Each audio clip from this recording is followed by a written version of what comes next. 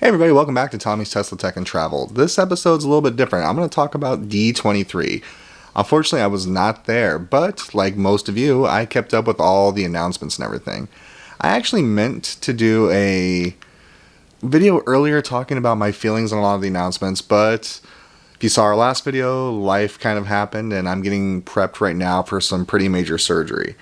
But I want to talk about it. I know I'm wearing my Walt Disney World Vans hat right now, but I'm mostly going to be focused on our local park here at Disneyland. And by local, I mean the one we go to more often because it's just down the road, essentially.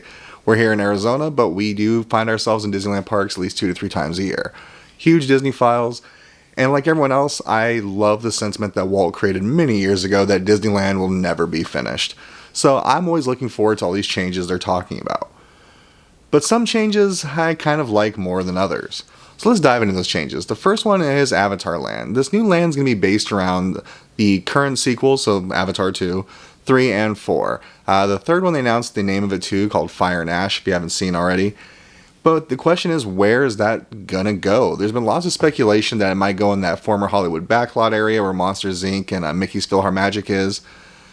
But to me, it makes the most sense to put it where Grizzly River Run was, or is. Let me explain. And this is just, I haven't read or seen anything yet. This is just me giving my personal opinions and thoughts based on the park. And I found myself back at Disney California Adventure the first month it was open. We actually went to, as a family, to Southern California, like, oh, let's go to Disneyland, let's get tickets. We showed up, like, where'd the parking lot go? Is that a new park? Let's go there.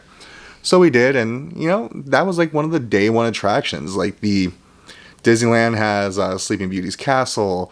You go to all these different Disney parks, they have that one thing, like, Hollywood Studios out in Florida, they have, they had Grauman's Chinese Theater. They also had like that Mickey of the World. Like, everybody has their big theme park attraction, like monolith, if you will. For DCA, it was always that Grizzly River Bear Mountain, in my opinion. That's what I think of when I see it. Some people say Carthay Circle. I think of the big Grizzly Mountain. But let's talk about that ride a little bit. Yes, it was a day one DCA attraction, but it's always broken down. At least every time I'm there, it's like, oh, it's not working again. During the winter, no one's riding because nobody wants to get wet. Avatar, if you look at the stuff they showed at D23, one of the big center elements is that waterfall. So it already has the water element built into it. Granted, that'd be a huge undertaking to remove the mountain and redo the entire area to allow for this Avatar land. But to me, it makes kind of the most sense. Don't take it as I want to get rid of Grizzly River Run. I love that ride, but like I said, it's always broken down when I'm there. And sometimes when we're there, like in the winter or fall time, it's like it is way too cold to be riding this ride. So it doesn't really fit the motif and the fact that everything around DCA has changed from day one. Maybe it's time for that to change as well. Speaking of changes at DCA, the big other one is they announced a Coco ride. In our household, we absolutely love Coco. It was one of those first movies that my oldest son, when he was really younger, absolutely loved, and we watched on repeat. And being raised in Arizona, like, Coco really holds a special place in my heart because it's part of the culture I grew up in. There's one place I can see that one going. We're talking about like Grizzly River Run, which kind of the backside of that and leading up to it leads you to Pixar Pier. And again, with all these changes that DCA has had happen, it kind of only makes sense to change that remaining like in-between area into something that kind of coincides with the changes that became Pixar Pier. And what I'm talking about is the Little Mermaid ride. I haven't seen this anywhere yet. By the time you're seeing this video, I'm sure other people have had the same theory and idea. But wouldn't it make sense to convert Little Mermaid, which is, a Disney character, and we're talking about DCA, which is kind of separate from Disneyland, obviously, where all those characters from like the Disney animation past really like thrive in Disneyland. Now we're talking about DCA, which is mostly like Pixar and Marvel and, like old Hollywood. It's not Disneyland. It's something completely separate. But yet right in the middle of it, you have Goofy Sky School and Little Mermaid, which really don't fit the motif of the rest of the park at all at this point. And although it's an Omni mover, it does share like that backside with Grizzly River Run, which is a water attraction. Then you have World of Color and, the bay there. That's all water based. Like, it makes sense to kind of put that water flume ride in the middle there. So I could totally see Little Mermaid being reskinned, ripped out, and rethemed as the Coco ride, and the garden area where the food is and everything be changed to more of like an even flow into that entire Pixar world. Again, my humble opinion is based off of just what I immediately thought when I saw these announcements yesterday. What do you guys think? Where do you think these rides are going to go? What kind of changes do you think they're going to make? Like, I'm super excited for the stuff happening in Disney World, like having Monstropolis being there. I think that's going to be dope. I don't know where they're going to put that one, but And one of the other announcements from D23 as it pertains to Disneyland is the changes to the Great Moments with Mr. Lincoln, how it's going to split time with the Walt animatronic. I'm a little torn on how I feel about this. Great Moments with Mr. Lincoln is one of my favorite attractions. I fell in love with history as a kid. I even got my undergrad degree in history. I love that ride. It's one of those things that's still remaining from the way that Walt wanted it and that was going to be there. It's weird to know that's going to be replaced, but it's going to be replaced by Walt himself. And then there were some rumblings in the past from some of Walt's living family members, mostly through Roy Disney's side, that, Walt wouldn't have wanted that, but I think he would have.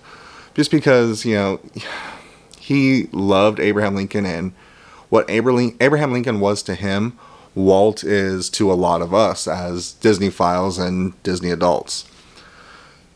I'm anxious to see what it's like because, again, like Walt said, Disneyland will never be done, and now he's truly a part of it.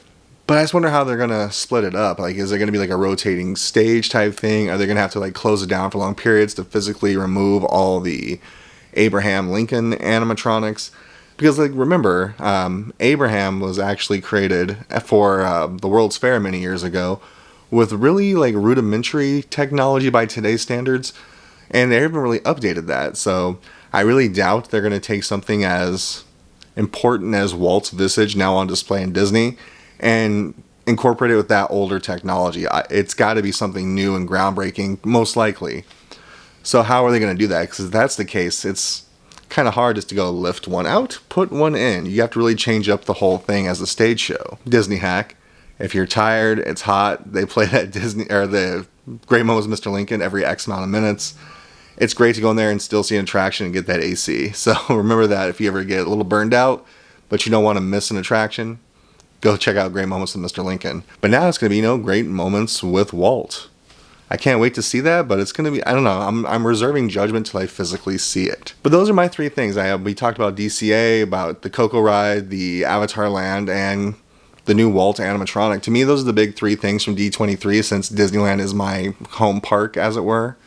But there's so many great changes, and I would love to hear what you guys think down below about the D23 announcements. Again, I have a few videos in the can, so you're probably seeing this way after the fact, but I would still like to see what you think and what you say. But that's it. Those are my thoughts on D23 as it pertains to Disneyland, which is kind of my home park, being that I'm about 400 miles away in Arizona. But let me know down below what you think. I wanted to share my thoughts as quickly as I could, but with so many videos in the can, you're getting this about a week and a half, 2 weeks most likely after D23 announcements.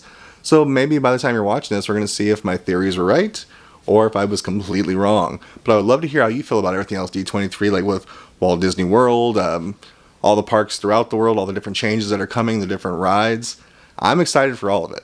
Because remember, Disneyland and Disney as a whole will never be done. Hey guys, thanks for taking the ride with us. Taking the ride again soon. We have Tucson Comic Con at the end of the month. I'm going to Oregon in a couple weeks. A lot of stuff going on. Make sure if you haven't done so to like and subscribe. And I love taking the ride with you guys soon. Bye bye everybody.